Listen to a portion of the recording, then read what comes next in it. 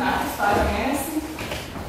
Tai dabar džiaugsmingai viskas, nes aš nesveikai gyvaju, bet buvo labai daug žiaurų ir blogų dalykų. Tai nuo 2012 metų spalio prasidėjo tokie dalykai, kad pradėjau rankų perkais nevaldyti, kojų, kalba sutrikdavo, veidą paralyžiuodavo ir tai vis pasikartodavo labiau sutrikimai. Ir galiausiai dingo atmintis.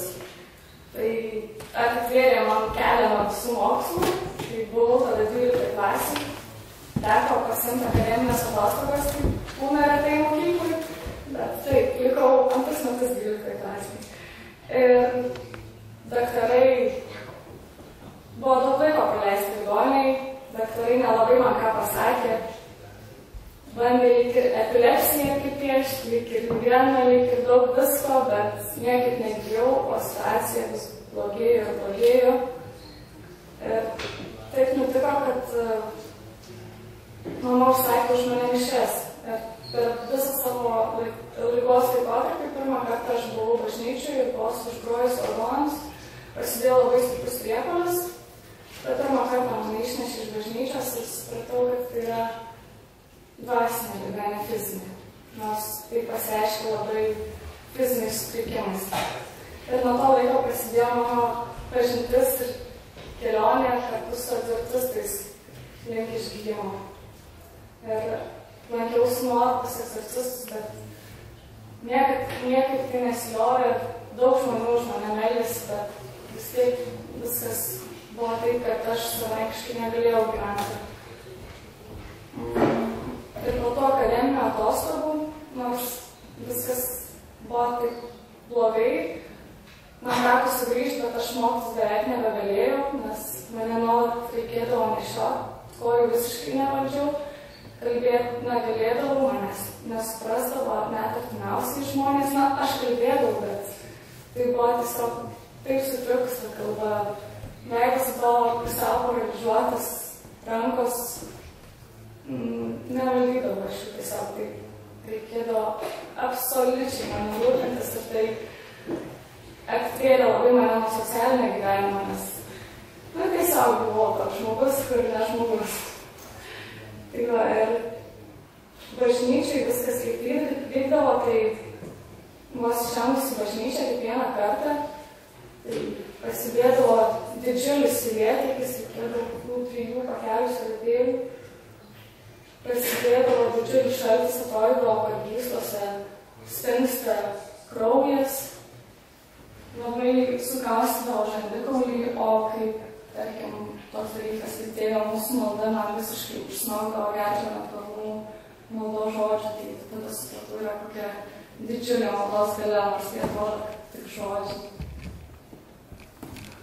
Na ir Dievas iš tikrųjų padarė didžiulį stebuklą, nors tos iš mokyklos nelankiau, bet išsilaikiau egzaminus, įstojau į universitetą ir tada kaip mano situacija pagerėjo, aš kaip diena pasidalino į 2 dalis.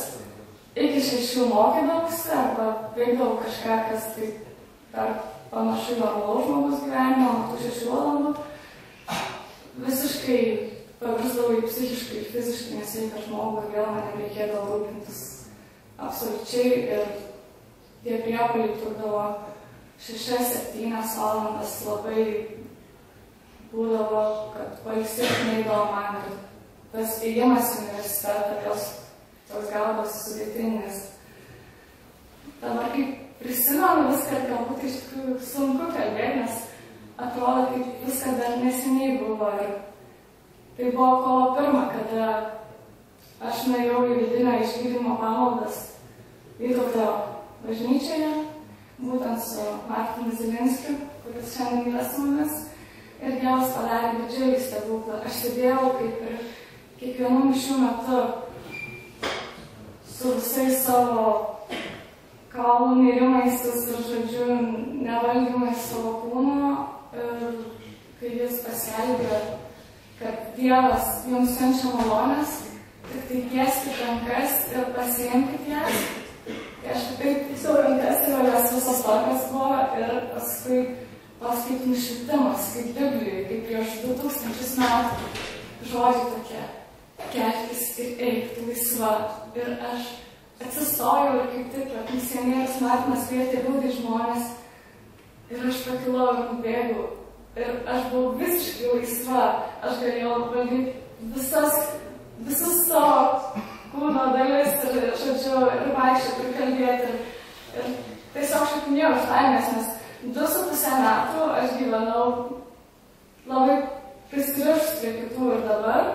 Nuo tos kovo 1 2015 metų aš esu visiškai laisvas žmogus. Visus sienas yra sugriautas, širdis man pakeista, viskas yra kitaip ir aš dabar gyvenu. Taip nuostabiai, aš tiesiog noriu dėkoti ir šlovinti, aš kiekvieną dieną dabar taip darau ir tiesiog jam ir man garbė, nes jis tik tai vienintelis nugalėjo velnį ant kryžiaus. Ir tiesiog